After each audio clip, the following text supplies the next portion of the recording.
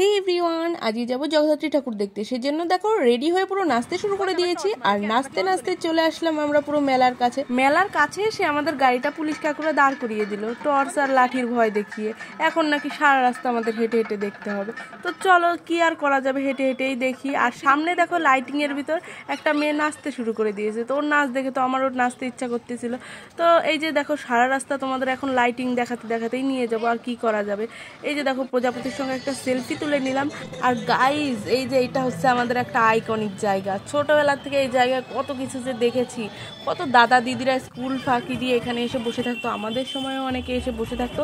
এখন আবার দেখি গাইজ ছোট ছোট ভাই বোনেরাও বসে থাকে এখানে।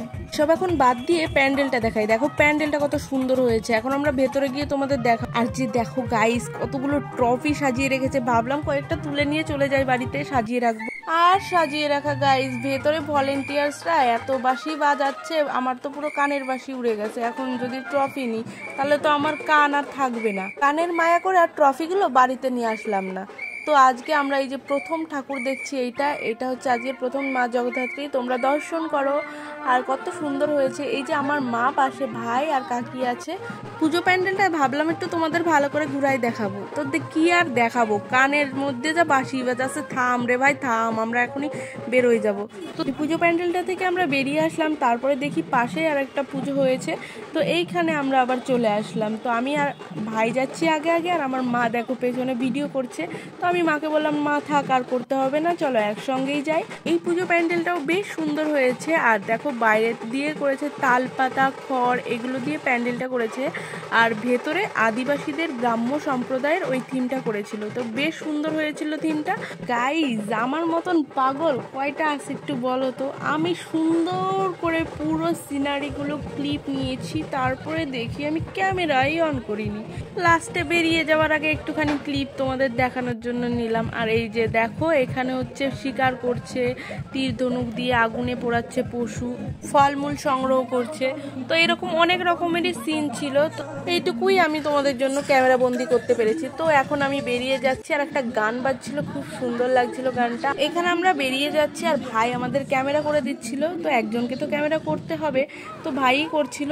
গাইস পুলিশ কাকুরা আমাদের টোটো থেকে 2 স্টপ আগে নামিয়ে দিয়েছে। তাই কি হয়েছে, আমাদের পায়ে কি কম জোর আছে নাকি? আজকে গাইস যাই হয়ে যাক হাঁটবো আর ঠাকুর দেখবো। এই দাঁড়াও দাঁড়াও গাইস, কেবল শুরু করেছি ঠাকুর দেখার। এই যে এই প্যান্ডেলটা দেখতে পাচ্ছ, এটা দুর্গাপুজোতে পলাশিপাড়ায় করেছিল। শুধু মনে হচ্ছে তুলে এনে বসিয়ে দিয়েছে। তো ঠাকুরটা খুবই সুন্দর হয়েছে, প্যান্ডেলটাও খুব সুন্দর হয়েছে। তো নিচে ছোট ঠাকুরটাই পুজো হয়েছে, আর বড় ঠাকুরটা এমনি দেখার জন্য রেখেছে। আমরা 3 ভাই বোন আগে আগে হেঁটে যাচ্ছি, আর মা আর কাকি আসছে পেছনে পেছনে।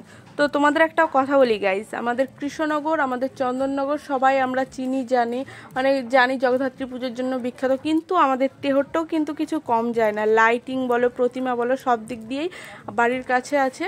সব দিক দিয়ে আমাদের কাছে তেহট্ট খুবই ভালো লাগে। তো এই যে দেখো লাইটিংটাও ভীষণই সুন্দর হয়েছে। আর নেক্সট ভিডিওগুলো কিন্তু মিস করবে না গাইজ, অনেক ইন্টারেস্টিং জিনিস আছে, মজা করেছি। তারপরে একটা পাগলা গারদের একটা থিম করেছিল প্যান্ডেল, ওইটাই গিয়েছি। সব কিছুই তোমাদের সঙ্গে শেয়ার করব। আর চলো এখন হসপিটালের মোড়ের প্যান্ডেলটা দেখিয়ে ভিডিওটা শেষ করব, কারণ মানে এত বড় ভিডিও হয়ে যাবে, সেই জন্য আমি সম্পূর্ণ ভিডিওটা একটা ভিডিওর ভিতর দেবো না। তো এই যে দেখো এখানে বরফের দেশ, এইটাও আমাদের ওইখানে দুর্গাপুজোর সময় করেছিল। তো চলো আজকের এই ভিডিওটা তোমাদের কেমন লাগলো, ভালো লাগলে লাইক কমেন্ট শেয়ার করে দিও এবং চ্যানেলটাকে সাবস্ক্রাইব করে দিও। দেখা হচ্ছে নেক্সট ভিডিওতে, ততক্ষণ টাটা বাই বাই।